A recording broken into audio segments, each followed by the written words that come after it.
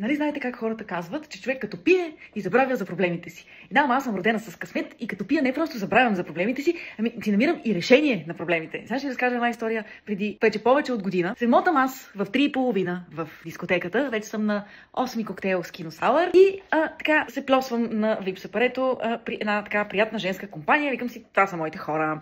Тук ще си почина малко и ще обеда някоя приказка така да убия време. И ко се оказва обаче? Седнала съм на сепарето на маркетинг човека на Дерма Ак. И въпросната дама, Поли, ми казва: здравей! И аз, нали? Здравей, да.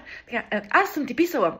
Дава ми визитката, нали? Така и така, аз се занимавам с маркетинга на клиники Дерма Ак и съм ти писала, но ти не ми отговори. И аз вече казвам: даже алкохола не мога да ме спаси в тази ситуация. Аз много съобщения влизат, аз такова, нали, как да ги кажа сега, нали, на мен ми под нивото да отговарям на тия, дето правят джуки, нали, нищо, че живея в този момент на общежитие. И тя казва: виж сега, аз пак ще ти пиша, утре пак ще ти пиша, защото ние може да ти излекуваме акнето. Ако искаш, ми отговори, да знаеш.